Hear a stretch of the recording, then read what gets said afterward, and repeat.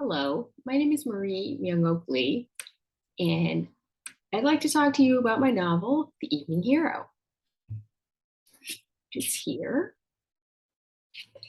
It's about an elderly doctor who's been a hero all his life, but hasn't noticed that he himself could use some remedy, particularly about something he did as a child in Korea and has been carrying as a secret ever since.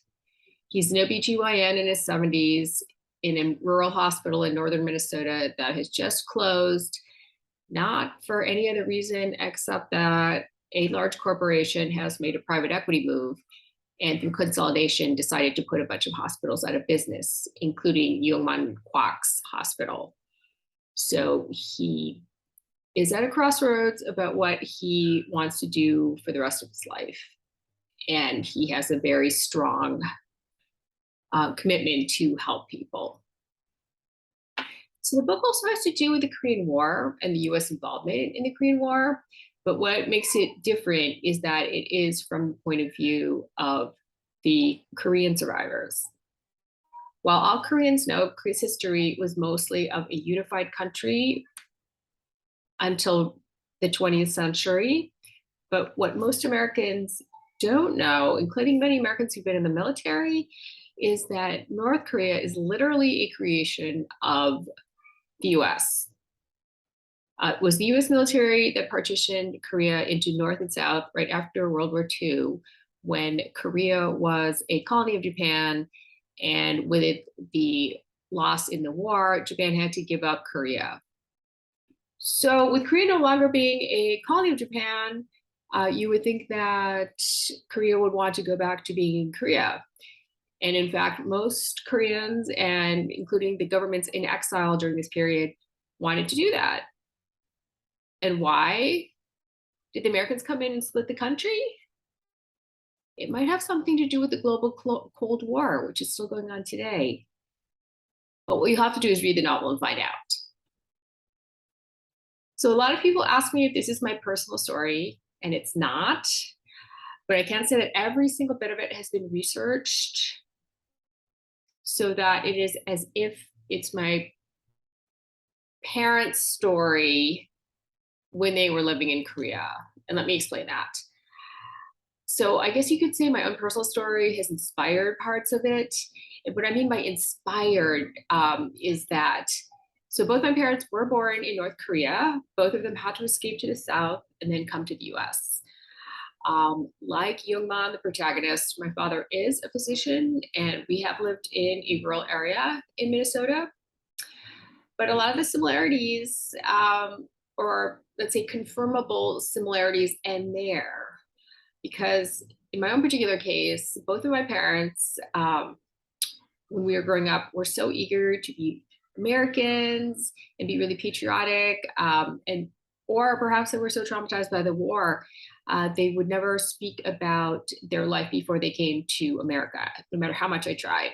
No matter if I was a child or when I grew older and I was a writer, they just never did. And so my father passed away, and my mother now has dementia. And so, to some degree, the obsessive research that I did to create this milieu is not just for my protagonist as he moved through the world, but it would also be the same one that my parents would have been in, such as Seoul during the war. And so, in this way, fiction is allowing me, in an imaginative way, to write my way back to my parents. I don't even know if you could call it like being inspired by their story. It's more about like being inspired to try to guess at their story. So, what I do want to talk about a little bit then in this kind of mash between my personal interest in medicine, growing up in a doctor's household, and Jungmann in this novel is this is the first book I've had that's had any kind of a medical theme, even though I do write a fair amount on medical themes and science in nonfiction. So when I decided that what my protagonist was going to be a physician, one thing I realized that is that doctors know a lot of stuff, and I would practically have to go back to medical school in order to like really embody what it was like being a doctor. So you can see I have all these badges here. Most of them are from writers' conferences. But you may recognize this kind of badge with the usual like trauma code card on the back. I actually, when I was teaching at Brown University, I went on the third year OBGYN clerkship with the students as part of my research. So I spent about 6 months being on the floor as well as doing other research in other hospitals. So in some ways, too, this was kind of an interesting like way back for me because my father always thought I was going to be a doctor. I'm not sure why he thought that. There's 4 kids in my family. He picked me to be the doctor. And I actually always wanted to be a writer. But to just give you an idea of the kind of books that my father thought would be really cool for this one is for a 5-year-old. It's Vesalius's books of drawings. And of course, they're quite gorgeous and so forth. But I don't know if we just look at your average splayed corpse drawing. Um, it's kind of an interesting book to want to give to a 5-year-old. And as you can see, it is also must have been about as big as I was at the time. But going back into and looking into old documents has been one of the fun parts of it because medical lore is so interesting. Here are 2 books that are almost like the same size. So this is my father's Merck manual. He had it when he was in Korea, it looks like, because it has some notations from the 1950.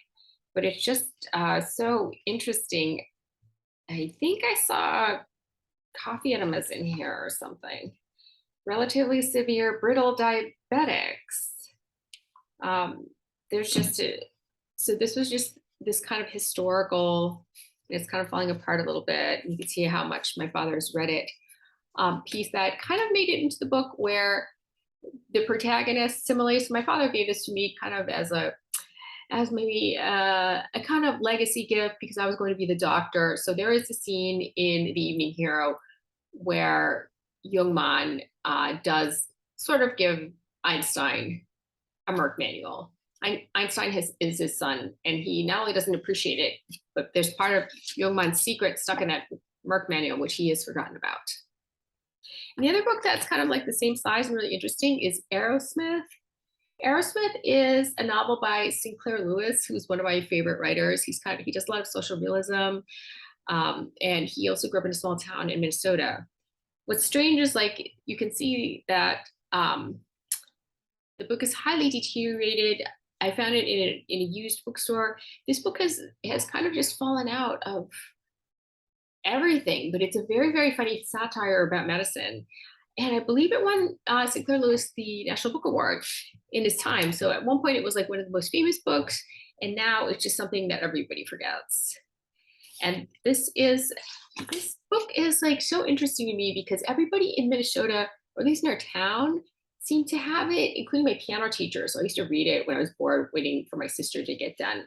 But it's I don't know, it was just like a really popular book, and I believe it seemed like apple cider vinegar or something was the cure for everything.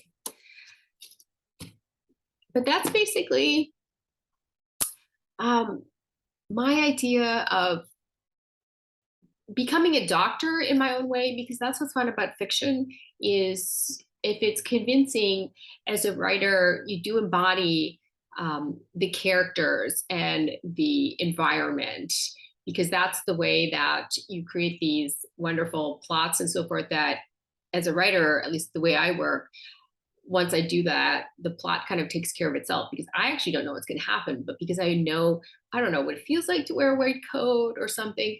The plots and the action will come to visit me. So I think my next book is actually going to be about work, like work. So maybe I won't entirely leave the medical field. And it's kind of funny because now that I have so much information, including having Quasi delivered a baby, actually the midwife had her hands over my hand, but she allowed me to help her deliver a very uncomplicated delivery. I don't know what's next, but I feel like I should do something with this knowledge. among other things. Even my family has learned when they have some puzzling medical thing, they always call me. And sometimes I have good advice, but in general, I always tell them to just go see an actual doctor. But I am not an actual doctor, but I write about one. And that's basically my novel, The Evening Hero, which is a funny and sad and nostalgic look at aging and immigration and the way that we get blown about in our world by history and historical events, and how actually we often don't even know when we're in an event that history is happening to us. So thank you.